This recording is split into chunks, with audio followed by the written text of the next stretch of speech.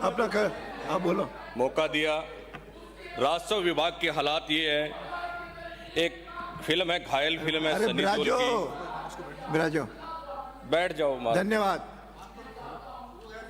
घायल फिल्म का सीन है कि तारीख पे तारीख, तारीख पे तारीख, तारीख पे तारीख, और राजस्व विभाग बहुत से फैसले ऐसे देखने को मिलेंगे कि एसडीएम फैसला कर देता है 5-7 साल 10 साल लगाता है, उसके बाद आरडब्ल्यू के पास जाता है, वो 10 साल लगाता है, फिर रेवेन्यू बोर्ड लगाता है, और रेवेन्यू बोर्ड के फैसले ऐसे हैं कि लास्ट में अंत में फैसला लिखते हैं कि एसडीएम पुनः सुनवाई करें। ये हालात हो गए किसानों के।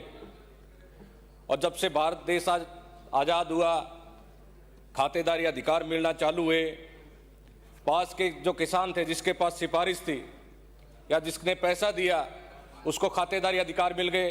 अभी पूर्व में 2-4 दिन पहले राजस्व मंत्री ने बताया कि चकबंदी के वजह से हम खातेदारी अधिकार नहीं दे सकते। लेकिन मैं बहुत से ऐसे उदाहरण बताना चाहूँगा, पीलीभीत विधानसभा के, रावसर के और अन्य सूरतगढ़ हो चाहे गंगानगर हो, बहुत सी बगैर चकबंदी के भी खातेदारियाँ जारी की गई।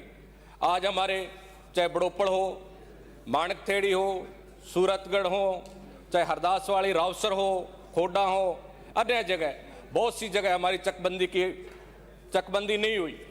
उसकी वजह से किसानों में रास्ते को लेकर के और अन्य जितने भी किसानों से संबंधित कार्य हैं वो हो नहीं पाते।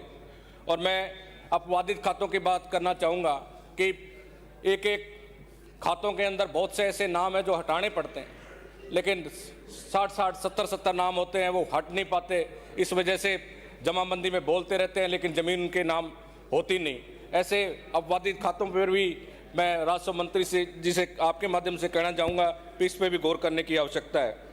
और खाता विभाजन के अंदर मैं कहता हूँ सबसे बड़ा अगर मुद्दा है, काबिज रहते हैं लेकिन कोई न कोई स्टे मिल जाता है, कोई एसडीएम के पास, कोई आरडब्ल्यू, इस तरीके से घूमते फिरते हैं किसान, और खाता विभाजन न होने की वजह से हमारे किसानों को बड़ी पीड़ा होती है और दर दर की ठोकरें खाने को मजबूर होते हैं। और विशेष आवंटन से संबंधित हमारे पूर्व की जब सरकार थी, हमारे हरीश चौधरी जी मंत्री थे, तो मैं उनका धन्यवाद करना चाहूँगा कि उनके समय में विशेष आवंटन की बहुत सी फाइलें जो पीलीभीत विधानसभा के अच्छे किसानों को लाभ दिया गया था।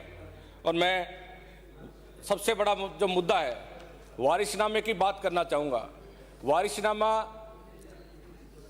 अगर सेशन कोर्ट में किसान बनवाने के लिए जाता है कोई भी व्यक्ति, तो कम से कम 1-2 साल से पहले उसको मिल नहीं पाता। और मैं पूर्व की भांति सरकार जैसे सरपंच जारी करते थे या नगरपालिका चेयरमैन जिस तरीके से वारिसनामे की ऑथराइज करते थे, उस तरीके से अगर आम जन को लाभ पहुंचाने का काम सरकार करे तो मंत्री महोदय बैठे हैं। और किसानों के लिए पाइपलाइन डालनी पड़ती है एक दूसरे खेत में, और कोई स्पष्ट नियमावली नहीं होने की वजह से हमारे हनुमानगढ़ में अभी भी धरने प्रदर्शन हुए। पाइपलाइन को डाल देते हैं, बाद में लड़ाई झगड़ा होता है किसानों के आपस में। उसके स्पष्ट नियम तय किए जाएं जिससे किसान आपस में लड़ाई भी न करें, और एसडीएम और तहसीलदार जी को पाबंद किया जाए कि उन लोगों को कानूनी रूप दे करके उस पाइपलाइन की सुरक्षात्मक दृष्टि से उसको डलवा करके किसानों को लाभ मिल सके। हमारे 2 साल हो गए, उपखंड स्तरीय जो नियमन समिति है आज दिनांक तक एक भी मीटिंग नहीं हुई, जिसे हमारे जो किसान हैं उनको खातेदारी अधिकार देने की बात हो, अन्य मुद्दे हों, और सोसाइटी के जो ज़मीनें हैं उनको अलॉट करने की बात हो, तो वो हो नहीं पा रही। और मैं उप तहसील गोलूवाड़ा की बात करना चाहूँगा कि वहाँ नायब तहसीलदार जी बैठते हैं।